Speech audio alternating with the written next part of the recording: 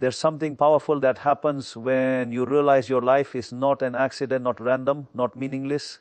Every single one of us was created with a purpose, a mission, a calling. And the amazing truth is that this calling isn't just for spiritual giants or famous people in history. It's not only for the Apostle Paul or church leaders or people you'd consider super spiritual. Your calling is for you right where you are right now in this moment. One of the greatest keys to living a meaningful life is to know without any doubt that you've been given a calling by God. Paul lived every part of his life in the light of that calling. Everything he did, every decision he made, every obstacle he pushed through, he did it all because he was driven by the purpose God had given him. He once said, by all means, I will use everything so that I might lead as many as possible to the Messiah. He didn't let situations decide whether he would obey God or not. If anyone faced resistance, he did. If anyone went through hardship, he certainly did. He was thrown into prison, beaten, slandered, attacked, threatened, misunderstood, and rejected. But nothing stopped him. Nothing made him give up on his calling. And the same is true for you. There is no situation that can stop your calling unless you choose to let it stop you.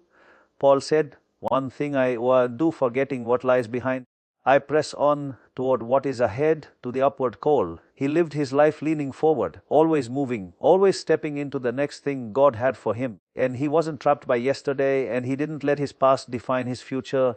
He knew his purpose was found in the future God was leading him into.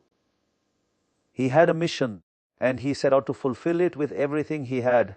He didn't just know about his calling, he lived it. He didn't wait until things were comfortable or easy. He didn't sit around hoping for perfect conditions. He moved forward through storms, trials, and pressure because he knew the God who called him was greater than the challenges ahead of him. Paul was never afraid to step into something new. New journeys, new assignments, new people, new places. He was never afraid of change if God was in it. He endured obstacles that would have stopped most people. He was stoned and left for dead, but he got back up. He was chained in prison, but instead of shutting down, he spread the gospel to people he never would have met outside those walls. Many people would have quit long before he did. They would have let the pressure crush them. They would have surrendered their mission for comfort or fear. But Paul refused to give up. He kept going, obstacle after obstacle, setback after setback, attack after attack. Even when the attacks came from people in the church, he pressed on because he wasn't living for the approval of people. He said, in essence, it doesn't matter what they say about me, I stand before the Lord. That was his direction, his motivation, his anchor. He never forgot the moment God called him on that road. And even at the end of his life, decades later, he remembered it like it happened yesterday. He said, that I might know him. Imagine, even after all he had done for God, after all the revelations, miracles, journeys, and victories, he still said, I want to know him more. I'm not done. I haven't arrived. He kept pressing, reaching, growing. And because of that mindset, he was able to say something at the end of his life that very few people can say. He wasn't afraid. He didn't speak with regret. He didn't say, I wish I had done more, or I never fulfilled what I was meant to do. Instead, he said, I have fought the good fight. I have run the race. I have finished the course. That is one of the most powerful statements a human being can make. He didn't just finish his life. He completed his mission. And here's the question for you. What about your mission? Do you know that you have one? Do you know you were created for something?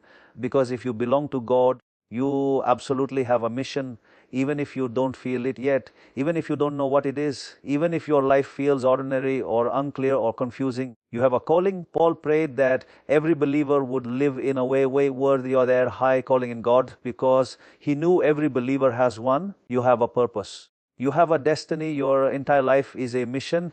Every day, every moment, every place you step into. And even though each person has a unique mission, something tailor-made by God specifically for your life, there are certain parts of your calling that are true for everyone. Your life is a mission to glorify God.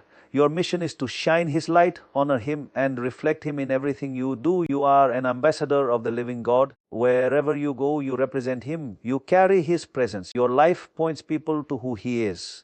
Your mission is also to know God more deeply and love Him more fully. The Bible says to live a life of love, loving God with all your heart and loving your neighbor as yourself. Your calling is to be shaped by love, moved by love, and led by love. Love is the heartbeat of your mission. Your mission is also to live a godly life, a life that reflects God's character, His righteousness, His purity, His compassion, His holiness. You are called to live differently from the world, to shine in darkness, to walk in truth.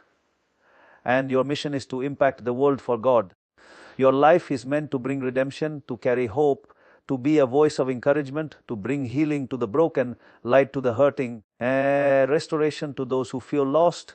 Whether it's one person or 1,000, whether it's in your home or across the world, you are meant to make a difference.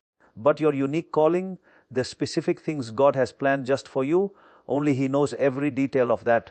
But He has already designed it. It already exists in His plan, and if you walk with Him, He will lead you into it step by step.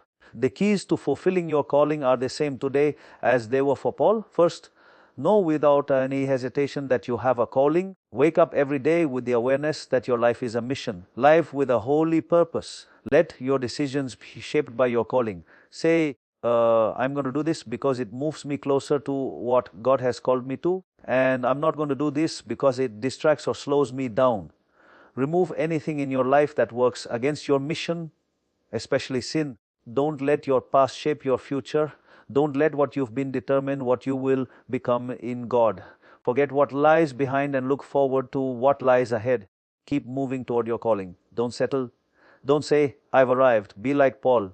Hungry, seeking, growing, driven by the desire to know God more and live your purpose more fully. And even when adversity hits, when life gets hard, when obstacles rise up, refuse to let them stop you. Problems don't have the power to stop your calling unless you surrender to them. Keep moving. Keep pressing. Keep believing. Keep stepping. You're not alone. God is with you every moment. You've got one life. Don't waste it. You've got one mission. Don't spend your years on things that don't matter. Decide today that you'll do whatever it takes to fulfill the reason God put you on this earth. Run your race. Fight your good fight. And when your time comes, may it be said of you that you completed your mission and accomplished the work God entrusted to you by His grace.